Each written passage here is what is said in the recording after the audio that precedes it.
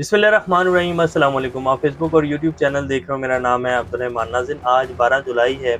सबसे पहले जी आप सब लोगों को बहुत बहुत मुबारकबाद। आज हमारी सुप्रीम कोर्ट जो है उसने वाकई ही पाकिस्तान के आइन को बचा लिया और हमने एक मस्बत सिमत की तरफ जो है वो पहला कदम रख लिया है, क्योंकि जो कुछ पिछले 2-2.5 साल में किया गया और फिर पिछले 75 साल की जो तारीख है, आज हम जो है वो नज़रिया ज़रूरत को अगर ये कहें कि उसको दफन कर दिया है तो इसमें बिल्कुल कोई दो राय नहीं है जी। और अगर आज नज़रिया ज़रूरत ज़िंदा हो जाता दोबारा से तो फिर पाकिस्तान का जी अल्लाह ही हाफिज़ था। बहरहाल सुप्रीम कोर्ट ने जी पीटीआई को मखसूस नशिस्तें दे दी हैं। इलेक्शन कमीशन का और पेशावर हाई कोर्ट का जो फैसला था उसको कलअदम करार दे दिया है।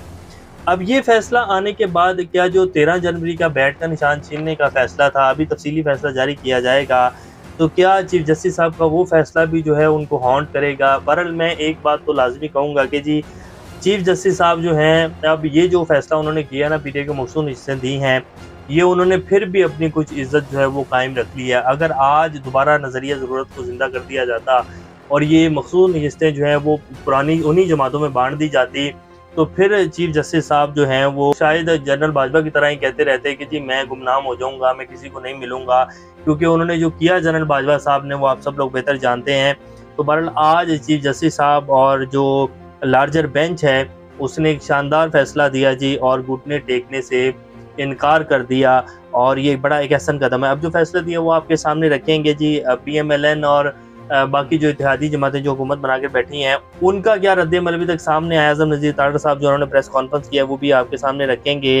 अगर हुकूमत रिव्यू में जाएगी तो क्या हो सकता है और हुकूमत क्या रिव्यू में जा सकती है, वो भी आपके सामने रखेंगे। 8 और 5 का ये फैसला कहा जा रहा है, लेकिन ये 8-5 का नहीं 11 और 2 का फैसला है। वो कैसे, वो तफसीलात भी आपको बताएंगे। इससे पहले अगर आप लोगों ने चैनल को सब्सक्राइब नहीं किया तो रेड बटन को प्रेस कर लें और बेल आइकॉन को भी प्रेस कर लें, ताकि लेटेस्ट अपडेट्स आप लोगों को मिलती रहें। ये जो हमारा ताल्लुक है ऐसे ही जुड़ा रहे। जैसे ही ये फैसला सुनाया गया जी, उसके विदिन 10 to 15 मिनट्स के अंदर अंदर पूरी दुनिया के जो अखबारात हैं उनमें हेडलाइंस लगी हैं। ब्लूमबर्ग, ANI, निकी एशिया, राइटर्स, जितने बड़े बड़े अखबारात हैं, न्यूयॉर्क टाइम्स, सब में जो है वो एक ही खबर लगी, वो भी आपके सामने रखेंगे। लेकिन पहले जो सुप्रीम कोर्ट ने फैसला दिया है वो आपको सुना देता हूँ। पीटीआई को मखसूस नशिस्तों की अहल करार देते हुए मखसूस नशिस्तें हुकूमत को देने का फैसला कलअदम करार दे दिया। फैसले में सुप्रीम कोर्ट ने पेशावर हाई कोर्ट और 1 मार्च का 2024 का इलेक्शन कमीशन का फैसला कलअदम करार दे दिया। 8 अक्सरियती जजेस का फैसला जस्टिस मंसूर अली शाह ने पढ़कर सुनाया। फैसले में कहा गया कि इलेक्शन कमीशन ने 80 अरकान असम्बली की फहरिस्त पेश की। 80 में से 39 अरकान का ताल्लुक पीटीआई से था, जो कि इलेक्शन कमीशन छुपा रहा था। पेशावर हाई कोर्ट और इलेक्शन कमीशन का फैसला गैर कानूनी था। पीटीआई मखसूस नशिस्तों के लिए दरख्वास्त 15 दिन में जमा करवाए। अच्छा, जो जजेस इस यानी कि फैसले के एंटी गए हैं उसमें जस्टिस काजी फाइज ईसा साहब हैं, जमाल खान मंदुखेल है, नईम अफगान है, अमीनुद्दीन खान है, याया अफरीदी हैं जो कि इख्तलाफी नोट लिखेंगे। 5 ये जजेस हैं जिन्होंने प्रॉपर जो है इस फैसले का साथ दिया है, यानी कि जिनके वोट के ऊपर जो है ये फैसला हुआ। उनमें जस्टिस मंसूर अली शाह हैं जो कि अब आने वाले चीफ जस्टिस ऑफ पाकिस्तान बनेंगे, जस्टिस मुनीब अख्तर हैं, जस्टिस हसन मिल्ला हैं, जस्टिस आयशा मलिक हैं, जस्टिस शाहिद वहीद हैं, जस्टिस मोहम्मद अली मज़हर हैं, जस्टिस हसन अजहर रिजवी हैं, जस्टिस इरफान सादात हैं। ये तस्वीर आपकी स्क्रीन के ऊपर चल रही है जी। और ये अब 11 जजेस का फैसला कैसे है जी। ये जो है ख़बर भी चल रही है और हसनात मलिक साहब जो कि कोर्ट रिपोर्टर हैं उन्होंने भी ये बात की, और तमाम जजेस ने 13 के 13 जो जजेस हैं जी, 11 भी नहीं कहूँगा, 13 के 13 जजेस इस बात पर तो बिल्कुल 99% एग्री थे कि जी इलेक्शन कमीशन ने सुप्रीम कोर्ट के फैसले की गलत तशरीह की। अब जब इलेक्शन कमीशन ने सुप्रीम कोर्ट के फैसले की गलत तशरीह की है तो उसी से सारा बिगाड़ पैदा हुआ जी। पीटीआई जो है उसको उन्होंने कह दिया कि जी आपके उम्मीदवार आज़ाद हैं, और वो जो है सुन्नी इत्तेहाद कौंसिल में शामिल हो गए, उनकी फहरिस्तें जमा नहीं थी, और फिर जो भी एक ड्रामेबाजी इलेक्शन कमीशन ने की उसकी वजह से ये सब कुछ हुआ। असल बुनियादी जो वजह थी वो यही थी कि जी इलेक्शन कमीशन ने पीटीआई को जानबूझकर आज़ाद डिक्लेयर किया, जो कि सुप्रीम कोर्ट का फैसला ये बिल्कुल नहीं था। काजी फाइज ईसा साहब भी जो हैं उन्होंने ये फैसला दिया हुआ है। सुप्रीम कोर्ट का ये फैसला है, बल्ले का निशान जब छीना गया तो उन्होंने उसमें ये नहीं कहा था कि जी ये जो पीटीआई है ये सियासी जमात नहीं है। तो ये फैसला 13 के 13 जो जजेस हैं वो इसके ऊपर जो हैं वो बिल्कुल ये थे कि जी इलेक्शन कमीशन ने सुप्रीम कोर्ट के फैसले की गलत तशरीह की तो सारी कहानी ख़त्म हो जाती है।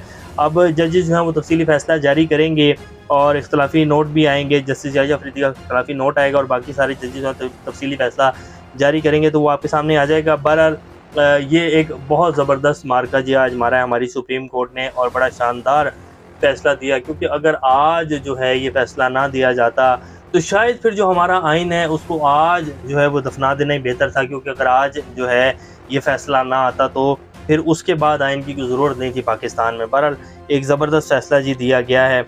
और जस्टिस काजी फ़ाइज़ ईसा ने ये भी कहा जी कि तहरीक-ए-इंसाफ़ एक सियासी जमात थी और बतौर सियासी जमात इलेक्शन लड़ा, इलेक्शन कमीशन ने फैसले की गलत तशरीह की।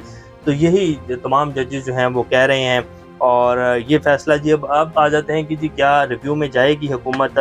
जो आज़म नज़ीर तारड़ साहब हैं उन्होंने प्रेस कॉन्फ्रेंस की, उन्होंने कहा कि पीटीआई तो इसमें जो है फ़रीक ही नहीं थी, फ़रीक तो बनी हुई थी। सलमान करीम राजा साहब ने जो है एंड में जाकर दलाइल दिए, उन्होंने दरख्वास्त दायर की, उनकी दरख्वास्त को जो है साथ लज किया गया और उसके बाद उन्होंने दलाइल दिए, तो पीटीआई तो फ़रीक थी। बहरहाल वो रोना धोना है जी, इसके अलावा कुछ नहीं है, उन्हें भी पता था। फिर अच्छा जो उन्होंने ये भी कह दिया आज़म नज़ीर तारड़ ने कि ये तो सुन्नी इत्तेहाद कौंसिल को मखसूस नशिस्तें मिलनी चाहिए थी, पीटीआई को मिल गई हैं तो जो है अब सुन्नी को मिलनी चाहिए थी, इनको नहीं मिलनी चाहिए थी। अगर सुन्नी को मिल जाती तो इन्होंने कहना था कि जी पीटीआई को मिलनी चाहिए थी, सुन्नी इत्तेहाद कौंसिल ने तो जो है वो इलेक्शन ही नहीं लड़ा, उनको कैसे दे दी। आज आज़म नज़ीर तारड़ साहब जो हैं वो इस तरह की बोंगियां मार रहे थे। फिर उन्होंने ये भी प्रेस कॉन्फ्रेंस में कहा कि जी हम देखेंगे कि हमने रिव्यू में जाना है या नहीं जाना है। तो रिव्यू में कैसे जाएंगे जी, 13 के 13 जजेस जो हैं वो ये कह रहे हैं कि जी ये जो है इलेक्शन कमीशन ने गलत तशरीह की है, तो इसके बाद पीछे क्या बचता है। इन्हीं जजेस ने फैसला दिया तो ये इनमें क्या आप रिव्यू में जाएंगे।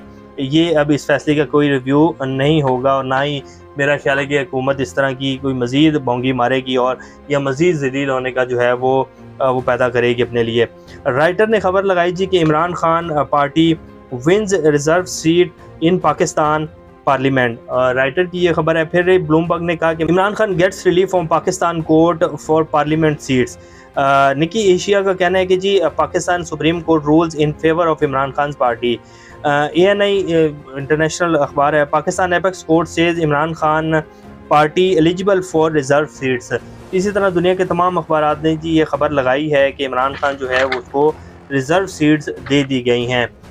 PTI किन जी अब ख़वातीन को मखसूस नशिस्तें देने जा रही है। इनमें जो सरफहरिस्त नाम है जी सनम जावेद हैं, आलिया हमज़ा को भी मिलेगी, यास्मीन राशिद को भी मिलेगी, तैयबा राजा हैं, खतीजा शाह हैं और जितनी भी ख़वातीन जिन्होंने ये पिछले पूरे इस टाइम में जो है वो जेलें भुगती हैं, उन लोगों को तो पहली प्रायोरिटी के ऊपर जी मखसूस नशिस्तें मिलेंगी और बाकी फिर जिनके नाम सामने आएंगे वो पता लग जाएगा। लेकिन सनम जावेद तो जिससे मरियम नवाज शरीफ साहिबा जो हैं वो खौफ खाती हैं और वही जो है इनको इबरत का निशान बनाने के ऊपर तुली हुई हैं, तो वो तैयार हो जाएं कि सनम जावेद जो है वो पार्लियामेंट में आ रही हैं।